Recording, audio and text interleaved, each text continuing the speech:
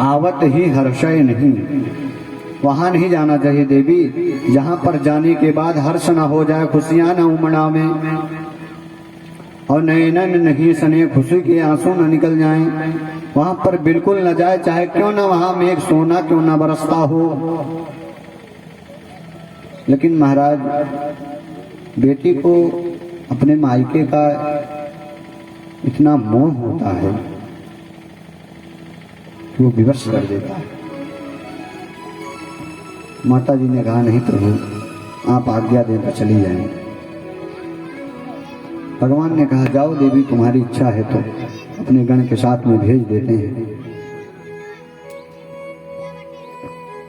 महाराज जब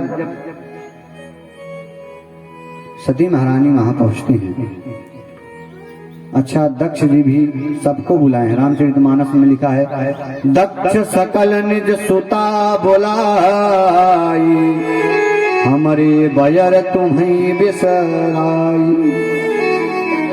हे देवी सभी को बुलाए हैं, सबको बुलाए, अपनी बेटियों को भी बुलाए, देवताओं को बुलाए, लेकिन हमको आप बिसरा दिए।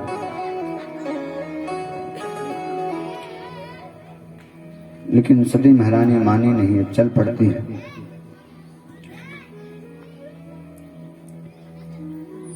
पिता भवन जब गैया भवानी, पिता भवन जब गैया भवानी, पिता भवन जब गैया भवानी, पिता भवन जब गैया भवानी, दक्ष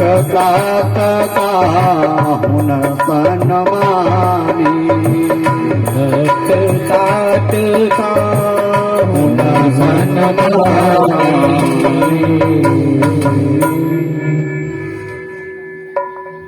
पिता भवन जब गयहु भवानी, दक्ष त्रास काहू न सन्मानी। उन्होंने कोई सम्मान नहीं दिया। अच्छा बेटी जब अपने यहाँ से आवे और पिताजी खुशी चैन से न बोले तो वो तो बेटी ही जानती है कि मेरे ऊपर क्या बीत रही।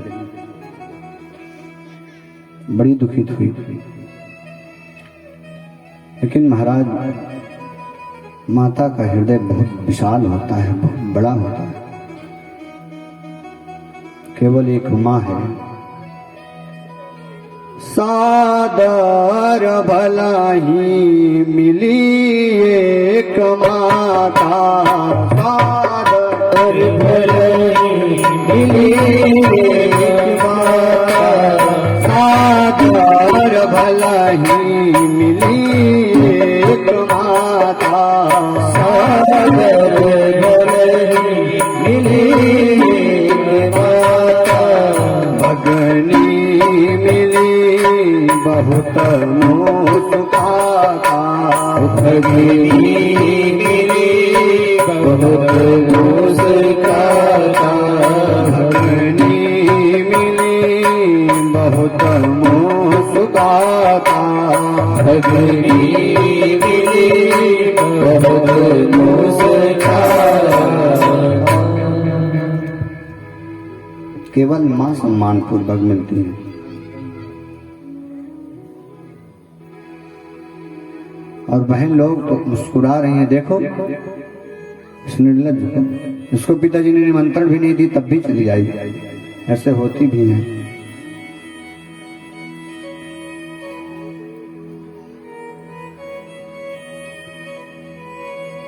लेकिन सती महारानी को कोई वेदना नहीं हुई विशेष, कोई बात नहीं।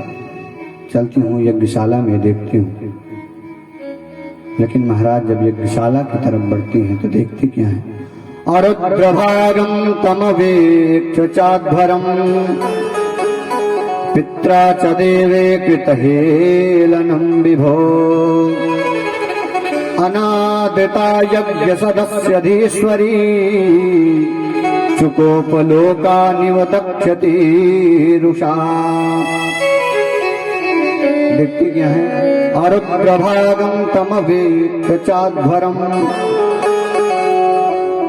सभी का स्थान है, लेकिन हमारे पति के लिए स्थान नहीं है, रुद्र जी के स्थान में। बहुत कष्ट हुआ।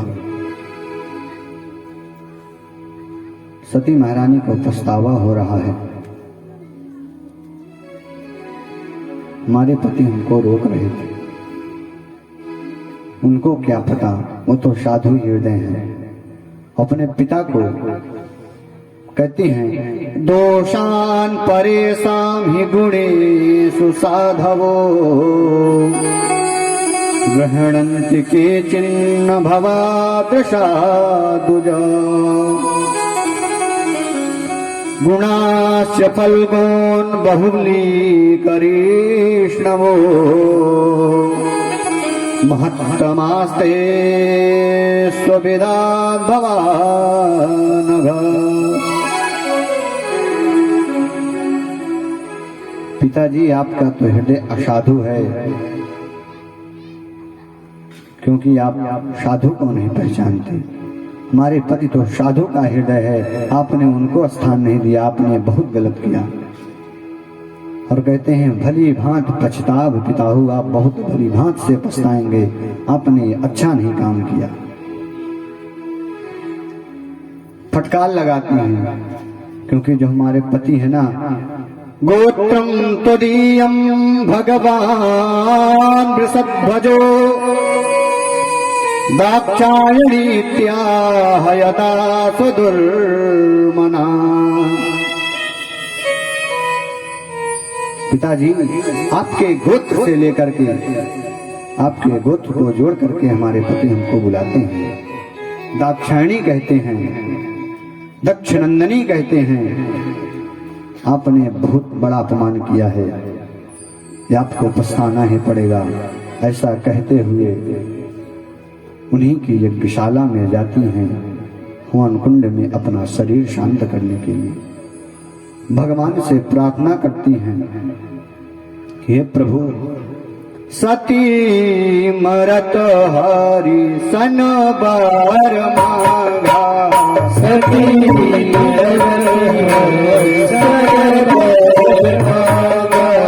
सती मरत हरि सन बार मांगा, सती मरत हरि सन बार मांगा।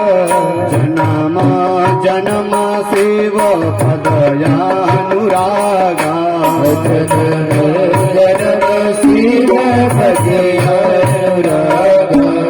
अति पाहि जोग यज्ञ का नजारा, से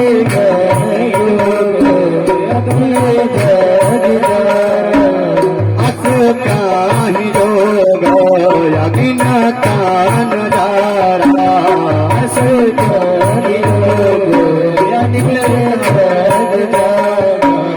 भया हो सकल मख हाहाकार, भया हो सकल हाहाकार, भया हो सकल मख हाहाकार।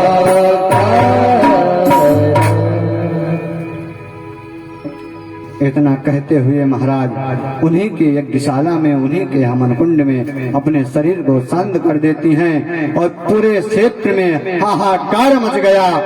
शिवगण को भृगु जी महाराज अपने मंत्रों द्वारा उनको भगाते हैं।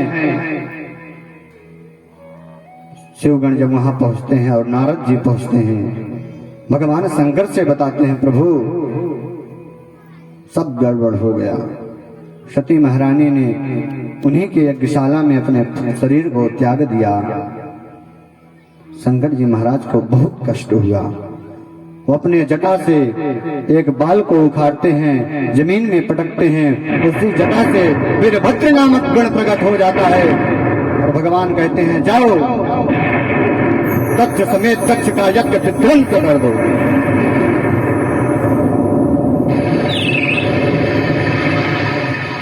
आज्ञा देते ही महाराज रुद्र के ही गण हैं, सब पहुंचते हैं। सर्वप्रथम वेदी खोना शुरू करते हैं, कलश को फोड़ना शुरू करते हैं, और यज्ञ की मुंडी को ही निचोड़ करके दक्षाय स्वाहा तब भी अग्निशाला में अग्नि को अग्नि मंत्र से आहूत किया गया है, बुझ ही नहीं रही है अग्नि, तो उसी में लोग शंका कर देते हैं, पवित्र हो जाता है तो अग्नि भी शांत हो जाती है।